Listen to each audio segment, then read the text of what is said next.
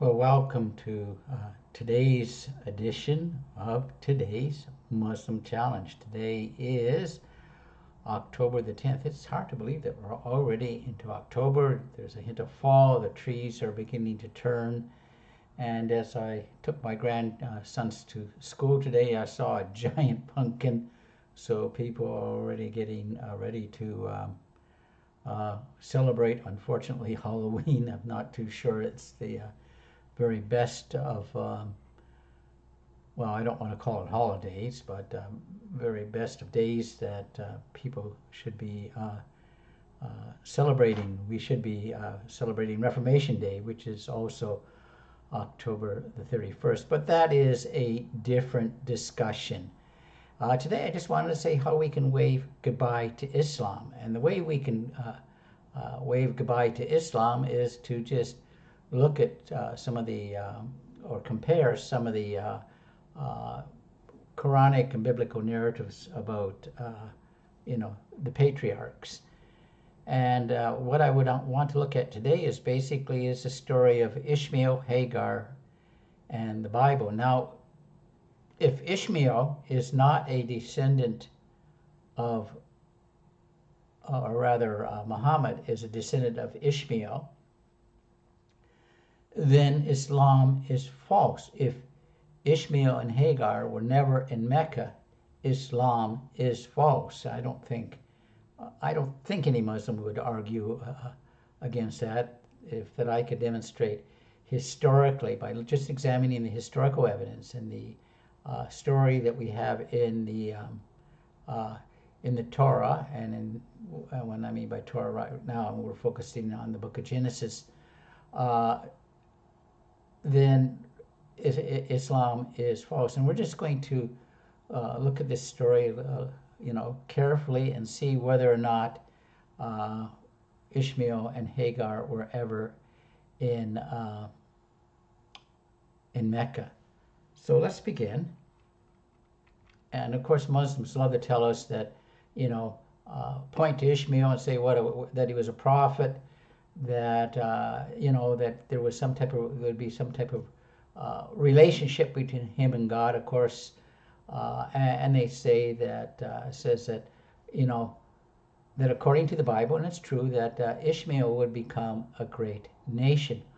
However, the covenant is established with Isaac and not Ishmael, and it is Isaac who is the son of promise, not Ishmael.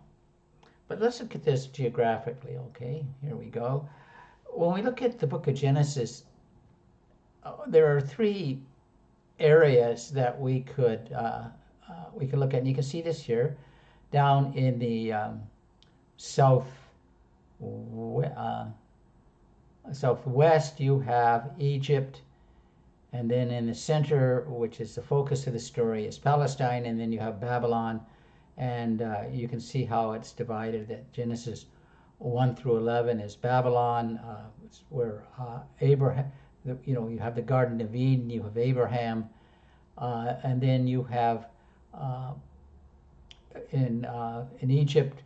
Let's look at Palestine. The story in Palestine, that is the Middle East, where the conflicts are happening today, from Genesis 12 to 36, and then from 37 to 50, you have the story change towards Egypt, and you can see that again down in the southwest. You can see the Nile and the Nile Delta in the west, and you can see the Persian Gulf in the east. And it's important to just sort of get put in your mind the geography of the narrative. And here we see Abraham. And you know what? I've always loved maps. And you show me a map, I'm going to look at it. And I try to imagine myself in that place. And of course, you see Abraham, Ur of the Chaldees. Again, it's down in Mesopotamia, the sort of the southeast. He journeys up to Haran, which is in the north, and then back down into Canaan land, which is moving down towards Egypt, Sinai, and the Sinai Peninsula in that area. Yes, let's move on. What do we have here? Okay. And then, of course, let's look at the sons of Abraham. Okay, we have basically Abraham, and he had Ishmael by Hagar, Isaac by Sarah, and then he had the sons. There were the sons of Keturah, and you have again Abraham's genealogy recorded for us in the book of Genesis. It's important to keep this in mind. Keep this in mind.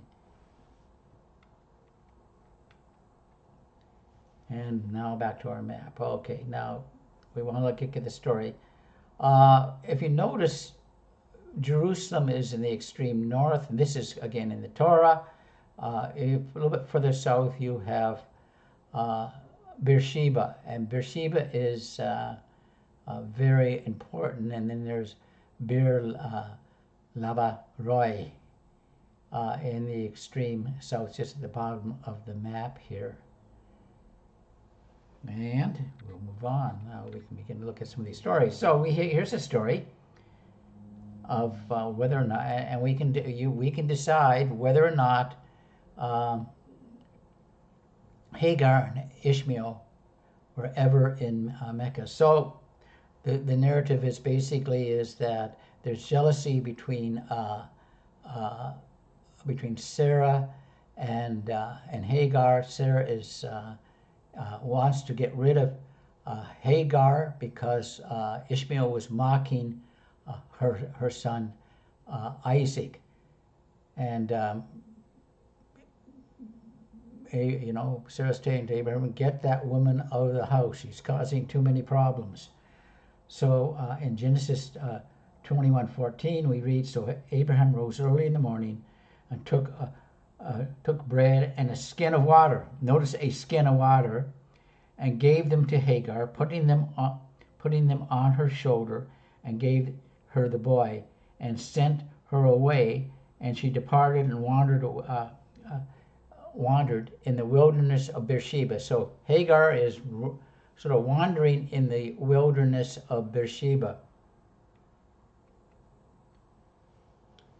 And when the water was spent, or was used up, she left the boy under one of the bushes. Seems like they're still in Beersheba. And she went and sat down opposite him, about a bow shot away. And she said, "Do not let me see the boy die." And she said opposite him, and they lifted up their voice, and she lifted up her voice and wept. And so what is happening here is, it looks like they're dying of thirst. The water is gone, and there's no water to be seen. But what do we have here? Well, of course, to our Muslim friends, we have, this story happened in Mecca, but there's no evidence that she ever made it that far. Okay, because if she's in Beersheba and she wandered all the way down to Mecca, well, that's a distance of 1,400 kilometers.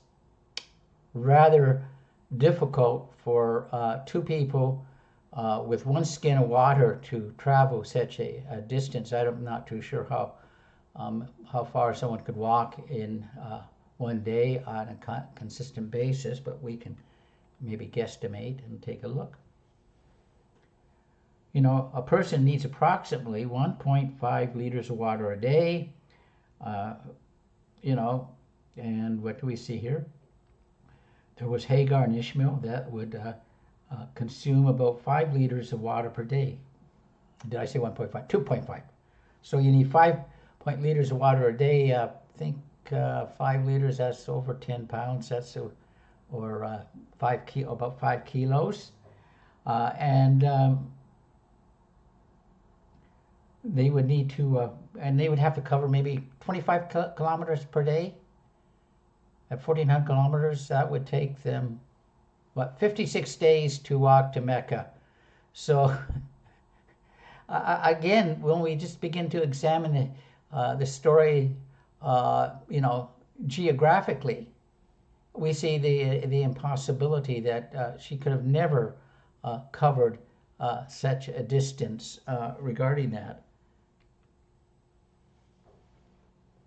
And she heard, of course, she heard the lad. So God heard the lad crying, and the angel of God called to Hagar from heaven and said, "What is the matter with you, Hagar? Do not fear, for God has heard the voice of the lad where he is. Arise, uh,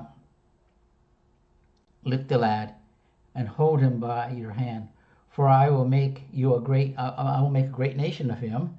And then God opened her eyes, and she saw a well of water, and she went and filled the skin with water and gave the lad to drink. And so, again, the Lord God, He provides for both Hagar and Ishmael. He gives them water, but this water was certainly not located in Mecca. The distance is just too great.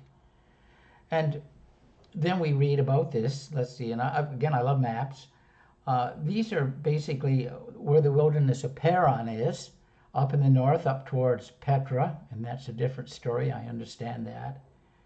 But God was with the lad, and he grew, and he lived in the wilderness and became an archer, and he lived in the wilderness of Paran, and her mother took him away from the land of Egypt. And so if we look at the account in Genesis, we see how the geographical locations fit with that, and that there is no possible way that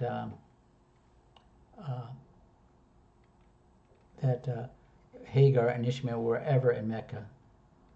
So I hope this helps you out, my Muslim friends. I hope it helps out some of my Christian friends, and just looking, carefully at the geographical locations, and compare the geographical locations, to which most of them that we can find in today, as compared to some of the geographical locations in the Quran, which we can't find.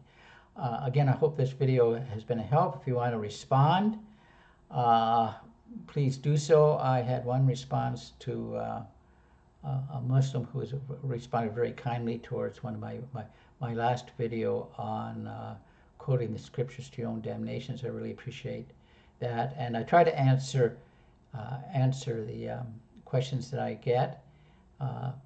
Anyways, let me close and say God bless. Have a great day, and thank you so much for watching.